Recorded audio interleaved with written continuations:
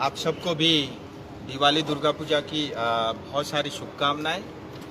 मुझे लगता है भारत के गोरखाओं के लिए आज का ये दिन बहुत हिस्टोरिकल था। मुझे लगता है प्रथम बार ऐसा हुआ है कि बगैर किसी आंदोलन के और बगैर किसी बंद के गृह मंत्री जी के साथ 1 घंटे से ज़्यादा समय तक पहली वार्ता रही। और जैसा मैंने बताया, ये वार्ता अपने आप में बहुत हिस्टोरिकल थी और सफल वार्ता हुई।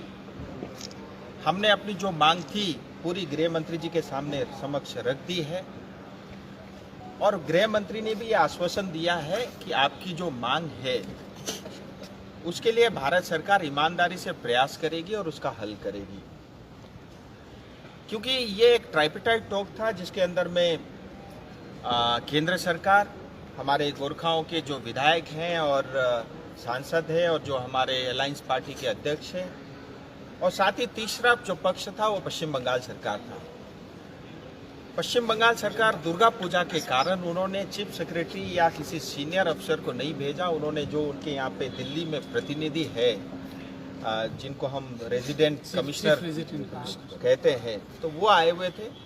तो गृह मंत्री जी ने ये कहा है कि अभी दिवाली के बाद नवंबर में ही दूसरी वार्ता होगी और उस वार्ता में जो है पश्चिम बंगाल से जो भी रिप्रेजेंटेटिव आएंगे, चीफ सेक्रेटरी या जो भी, उनके बाद सुनने के बाद जो है हम कोई ठोस निर्णय लेंगे। और जैसा हम जानते हैं, दार्जिलिंग तराई डूवर्स के अपने आप में एक इतिहास है।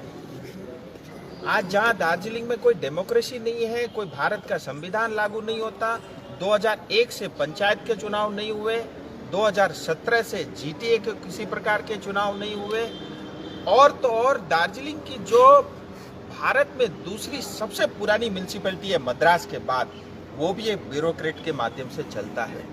सो इतना अन्याय, अत्याचार पार्टिकुलरली नॉर्थ बंगाल और दार्जिलिंग तराई डूवर्स की जनता के साथ हुआ है। ये सीपीएम के समय भी हुआ है और आज टीएमसी के समय में भी हो रहा है। गृह मंत्री जी ने ये स्पष्ट कहा है कि हम गोरखाओं के साथ हैं और आपके साथ जो अन्याय हुआ है उसके ऊपर में हम पूरी तरह न्याय करेंगे।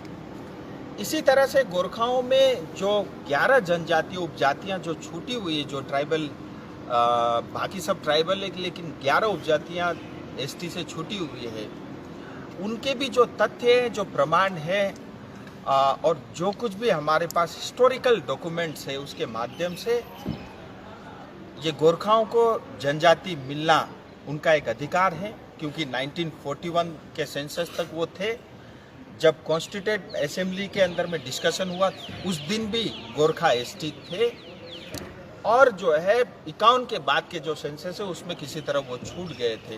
तो उसको भी अच्छे से देख करके उसके ऊपर में भी फैसला लेने की बात हुई है। हम सब बहुत आभारी है भारत सरकार का, प्रधानमंत्री मोदी जी का, गृह मंत्री जी का, क्योंकि इस देश में जो ऐसी समस्याएं थी जो कांग्रेस के समय में कारपेट के अंदर डाल दी गई थी, वो उनका एक एक करके समाधान हो रहा है।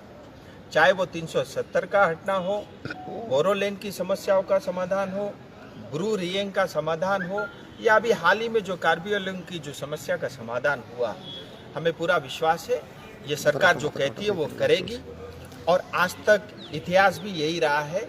सो हम गोरखाओं की तरफ से भारत सरकार को, विशेष करके गृह मंत्री जी को बहुत आभार व्यक्त करते हैं। जो गोरखालैंड का जो परमानेंट सोल्यूशन ढूंढने की बात हुई थी, पॉलिटिकल सोल्यूशन, उस पर कोई बात आगे बढ़ी है? देखिए, किसी भी गोरखा से आप कहेंगे वो यही कहेगा कि हमें गोरखालैंड चाहिए। जहाँ तक भारतीय जनता पार्टी का सवाल है, एक पार्टी के प्रवक्ता के नाते भी ये विषय में रखना चाहूँगा। 2019 के चुनाव में और 2021 के चुनाव में हमने संकल्प पत्र में ये कहा है कि हम गोरखाओं से जुड़े मुद्दों का समाधान करेंगे, स्थायी राजनीतिक समाधान करेंगे। सो हमारी पार्टी स्थायी राजनीतिक समाधान के लिए कमिटेड है, उसी के लिए यह वार्ता थी। राजू जी, डिफाइन क्या हुआ? मतलब पीपीएस का डिफाइन किया कि आप लोग ने गोरखालैंड और इधर यूनियन टेरिटरी?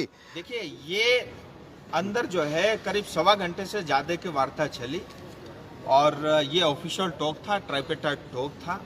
लेकिन ऐसी बहुत सारी चीज़ें मुझे लगता है मीडिया में इस तरह से मैं सार्वजनिक नहीं कर सकता, लेकिन जहां हमने जो विषय, जनता से जुड़े हुए विषय और मुद्दे थे, जहां रखना था हमने रख दिया। आप सबका बहुत बहुत धन्यवाद। राजू जी, जैसे आप दार्जिलिंग जाएंगे तो दार्जिलिंग की जवाब वो जनता से क्या कहेंगे आप? ये वार्ता का नतीजा लब्बो देखिए कुल मिला के ये एक हिस्टोरिकल दादा वार्ता তোমার था মাথা আসতেছে মধ্যে ক্যামেরাটাতে और इतनी सफलता इस पहली वार्ता में हमें मिलेगी हमें इतनी भी आस नहीं थी जितनी हमारी अपेक्षा थी उससे बेहतर ये वार्ता हुई है और बहुत एक अच्छे माहौल में हुए हैं और अच्छी बात यह है कि भले ही चीफ सेक्रेटरी नहीं आए लेकिन पश्चिम बंगाल के भी एक प्रतिनिधि बैठे थे और जो हमारे पास खुराक था उनको सारा हमने दे दिया। सर उन्होंने क्या कहा था?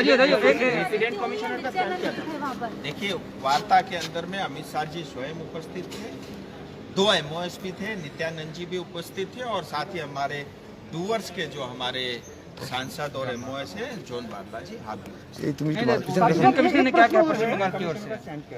देखिए जैसे गृह मंत्री जी ने कहा कि हमने ये अपेक्षा किया था कि चीफ सेक्रेटरी आएंगे, वो नहीं मौजूद थे तो उन्होंने ये कहा है कि हम दिवाली के तुरंत बाद दूसरी वार्ता बुलाएंगे और उसमें पश्चिम बंगाल का पक्ष भी हम सुनेंगे।